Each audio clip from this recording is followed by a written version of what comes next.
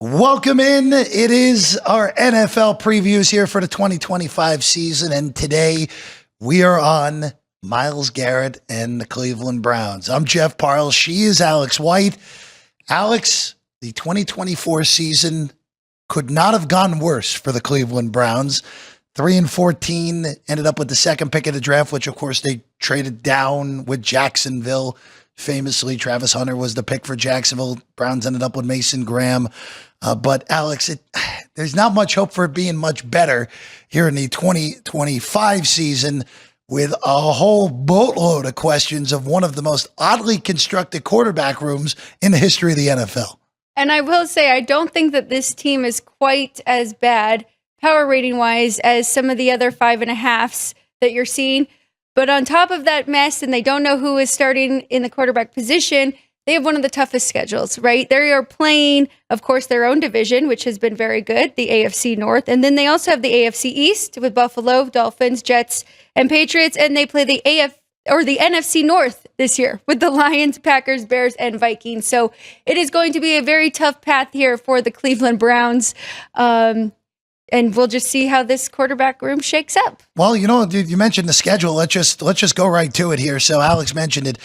Really, the bottom of the league, there are a lot of 5.5s, just because there's no true, hey, and I think there is one true, hey, this team is absolutely horrendous. The Browns might be horrendous by circumstance, as you mentioned. Again, we'll get to the quarterback room in a second. But just look at that schedule. Look at what they have before the bye week. Forget before the bye week. Look at the first 4 weeks. Now, look, they do get Cincinnati at home. We know the Bengals with Burrow have historically struggled in Cleveland. Their only win ever in Cleveland in the Burrow era came last year. And remember, that was one of the worst quarterback games you'll ever see from the Browns. And then they go to Baltimore. Then they play Green Bay, who, of course, was a playoff team a year ago. Then they go to Detroit, who was the best team in the NFC in the regular season a year ago. All right, you get through that stretch. You find one win in that stretch. I think you feel pretty good about yourselves. Oh, and by the way, you get Minnesota. Instead of getting J.J. McCarthy coming to your building, this is a neutral at Tottenham Hotspur Stadium in London. So you lose a home field. Oh, and by the way, your reward for that is you go to Pittsburgh right away after that. This beginning part of the schedule, and honestly, Alex, there is a path where this goes so badly that Cleveland is winless going into Week 14 against Tennessee. And that's no fault of their own. This is just a really brutal schedule, and it's a roster they didn't really do enough this offseason to combat the issues they had a year ago. Their wide receiving core, I still think, is super, super average. There's questions in their backfield now because of some off-the-field stuff with Judkins. Jerome Ford is going to be heading that backfield again. Their defense, all right, you still have Myles Garrett, who's arguably the best defensive player in the game. You figured that contract situation out, which didn't look like it was going to be promising for a while. You draft Mason Graham, who I personally had as the best player in this draft. So your front four is pretty darn good. But this schedule, coupled with what this offense looks like it is not going to be this year, is a horrible mix against what they have. Now, there is a prop out there with which team will be winless the longest, so we're going to have to look up odds for that because I am with you. I think this is such a brutal schedule. Backfield that you mentioned, they really did need to address that position, and it looks like it's going to be a little tough now. And they were 29th in rushing yards last year, rushing offense. So that does concern me. They really need to get that going in order to get whether it is Joe Flacco or Kenny Pickett or one of their rookies in Shedeur Sanders or Dylan Gabriel's. Like, you have to have their run game to be able to open up their offense there and get their passing game going. So that's a huge concern. Although I don't necessarily, you brought up the Bengals where they could actually get a win. I don't think this division is going to be quite as tough as it usually is. I do think that the Ravens have kind of taken a step up and the other two have kind of just sat there in the middle, right? But I do definitely think that Cleveland is number 4 in this division. I think it's not close to me. And you see the odds on the board. I mean, Cleveland's 30-1 to win the AFC North this year. And quite frankly, there should be an extra 0 on that. That's how bad this could be for Cleveland. And look, the division is high end. Baltimore, Again, we'll get to all the other teams in the division. I'm not as high on the Ravens going in as others are, but you know the deal. They're going to make the playoffs, and they're probably going to lose in some excruciating fashion, either Buffalo or Kansas City, maybe even Cincinnati. The Bengals, keep in mind here with the Bengals have not made the playoffs back-to-back years. And offseason wasn't great. Offseason was tumultuous, to put it politely. And then the Steelers, it all depends on Aaron Rodgers. It all depends on what version of Rodgers they get on what they're going to be in 2025. But yeah, Cleveland, look, they're 3 wins lower than Pittsburgh, who's the second lowest win total. They're $25 longer than Pittsburgh to win the division, plus 750 to make the postseason, 60 to 1 to win the AFC, which again, I think all those numbers with Cleveland should have extra zeros on it. That's how ugly I think it could be for the Browns. I'm with you. I would not put a flyer on any of those numbers. I am very high on Baltimore as well in that. And I mean, the Bengals, you never know. They could definitely still take a step forward. We saw Joe Burrow have one of the best years of his career last year and them still miss the playoffs. Yep. So it's going to be tough for them. When I went through my numbers, so you went through a few of the teams they're playing that were in the playoffs last year. I counted 8 total playoff teams, sure. And that does not include the Bengals who missed the playoffs, the Niners who missed the playoffs, and the Bears, yep. Who are all going to be very good this year if everything pans out. But I have the Browns an underdog in all games but 3, and those 3 games that they aren't underdogs, it could very well be a pick'em. So if we're splitting up the pick'em type games or slight favorite, 1 to 2 point favorites, I mean, I got them at 1 or 2 wins here. Yeah. 3 max. Yeah, look, I mentioned, hey, they could get all the way down to week 14 against Tennessee without a win. I'm going to be, I'm just throwing this out there. I'm going to be very low on the Miami Dolphins this year. That is a game where they could very easily, I think likely will be 0-6, likely, or 1-5. If you're going to get over 5.5, you have to basically win your coin flip games. You have to win your Miami. You have to beat Minnesota in London. Realistically, you have to win week 1 against Cincinnati also. You got to beat the Jets or the Raiders on the road. You have to beat Tennessee for certain in that scenario. And then, you know what? Remember, they did beat Baltimore at home last year. Even in a miserable year, they did beat the Ravens. That was the game where Jameis played an insanely good game. But you're going to have to pick off a divisional home game or 2 to give yourself an opportunity, even potentially look at the 5.5. By the way, Ryan, I know you had it before. Just throw in the bottom what we got on this starting. I mean, this quarterback room is just, even by Brown standards, with all the starters since they came back in the league, like what is this room? You have Flacco, who last year finally looked old in most of his play in Indianapolis after, again, that epic second half where he won comeback player of the year with Kevin Stefanski and the Browns 2 years ago. You have Kenny Pickett, who, all right, you know what? At least I can say about these 2 guys, and this I can't really say about another team that's at the bottom of the NFL as well. You at least have 2 guys on this roster at one point in the last 3 years, they showed the ability to be competent. We saw it with Flacco. We saw it at times at Pickett in Pittsburgh. Again, not a lot of competency, but there were times where you said, all right, this guy can at least be a serviceable NFL starter. And then you have the 2 rookies, Dylan Gabriel and Shedeur Sanders. Obviously, we know what happened with those 2 in the NFL draft. By the way, if you can find Flacco at any plus price, I am overly confident he's starting week 1. The only thing that can mess this up is that someone else could end up getting the first snap, and then you got a whole problem on your hands, which we have seen happen in the past in these sort of markets. So again, be a little bit careful. But Flacco should be the starter week 1. But boy, if this starts as ugly as you and I think it can start, by week 6, if they start 0-6, like, I don't want to throw a rookie into the fire in Pittsburgh a week after an international game.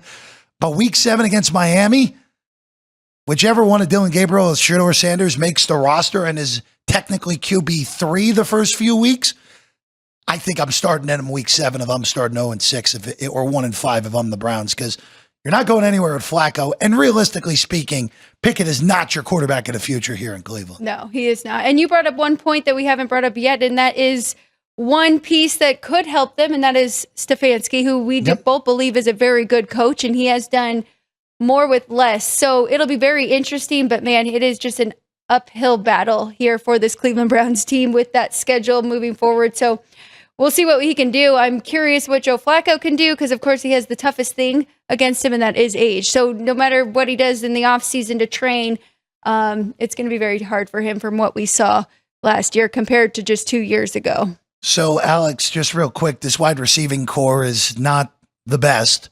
Cedric, we saw Jerry Jeudy have a big year last year. And look, he's capable of being a number one. Tillman had a few big games, but that was really it. And then the rest of this, I mean, Deontay Johnson, DeAndre Carter, Caden Davis, Jamari Thrash, David Bell, Michael Woods. This is not a good wide receiving core. And couple that with the running back room, especially, again, we don't know exactly what went on off the field with Judkins at the time we are recording this. We don't know. So if there is anything that comes down for the second round pick in Quishon Judkins out of Ohio State, then you're looking at Jerome Ford, Dylan Sampson, and Pierre Strong. The skill position players with bad quarterback play. This is not a good mix on that offense at all for Cleveland. And then defensively, look, it's Myles Garrett's team. We know this.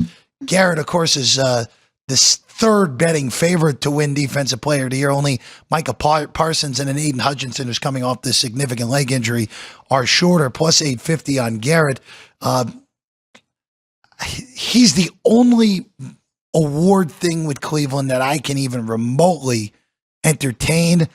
But if the Browns go 3-14, 2-15, 4-13, which I think are the realistic records for them this year, it's going to be hard for Garrett unless if he has a historic sack season even without the team's success. It's just hard because we talk about it in other sports, so I could be way off here, but could there be some Myles Garrett fatigue? I mean, they've given it to him with these bad teams recently and leading up to this. So can they continue to do that? I'm with you. I think that they have to be closer to 500 for him to get it again. What about the rookie defense of the year? Yeah, so Mason Graham's interesting because for me, I had Mason Graham to me was the best player in this past NFL draft, and the Browns traded down and still got him.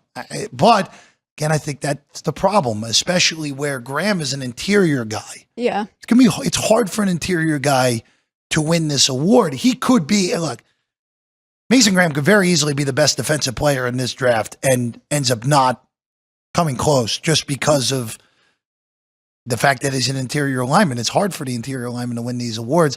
And also, too, when we get to the Giants preview, Abdul Carter should be shorter than plus 250. I think Carter should be as short as you see any type of this awards early on without any sample size, because he's going to be the best defensive player on that Giant defense. And that defense has a bunch of dudes already. Brian Burns, of course, is there.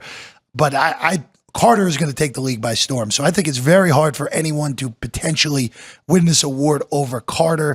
Of course, if Travis Hunter is a big defensive year, that's intriguing as well. It's just too many factors going against Graham. And of course, Swinginger, the linebacker as well, on the board as well at 40-1 for Cleveland, would not touch that. It'll be interesting to see what Cleveland can do defensively. Last year, they just had 12 takeaways. They were 30th in the league after 28 in 2023. So curious. I know that Jim Schwartz really wants to focus on that and get back to that type of defense that we know Cleveland for. But I mean, I can just see it. We've seen it in the past. They're going to have a strong defensive unit if they can turn those things around. I do like the Mason Graham pickup here. So we'll see, but I'm really worried about that offensive side. As you mentioned, I mean, with the weapons around this quarterback room, that so many unknowns. Alex, as we just looked through the Browns, their win total's 5.5. Based off the way we're talking, 5.5 seems too high at the current moment, and the juice dictates that. Numbers via the South Point at -140 on the under 5.5. As I said earlier, I would add a 0 to their championship odds at 200-1, conference odds at 60-1, and division odds at 30-1. I think they have no chance of being a threat at all. It's just going to be a matter, really.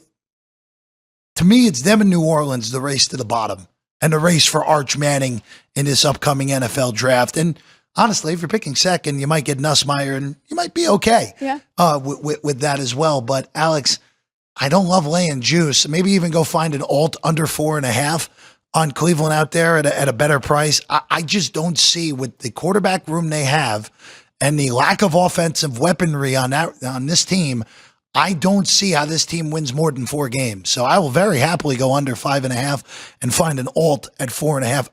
They are well in consideration to be the worst team in the NFL, along with another team that we'll preview soon that's near the bottom of the list of win totals. And for all of those that are listening, maybe jumped in here later or fast forwarded ahead, that has a lot to do with their schedule. They have one of the toughest schedules. They really have no breaks here against the teams that they have to play. So maybe power rating wise, not one of the worst, but with how this all played out, I'm with you. I don't hate that alt one at all because I counted as I went through 2, 3, maybe 4. So I would take a shot there on under 4.5, getting a much better number than that -140. Yeah, I'd be on the search for an alt under 4.5. There are plus money alts 4.5s out there. So find it.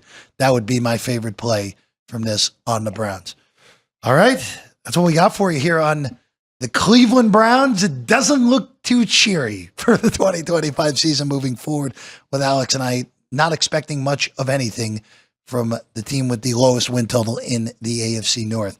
We're going to be doing all 32 teams right here on Sports by the Book, here on the page. If you found us, make sure you hit that subscribe button to get all the team previews as they come out here on the show or live Monday through Friday on this channel at 10 a.m. Pacific, 1 o'clock Eastern. As always, live from the South Point here in lovely Las Vegas, Nevada. Alex, we'll see you again on the next team preview. And I'm Jeff Parles. She's Alex White. We'll see you all again next time. Sports by the Book, our 32 team preview of the National Football League.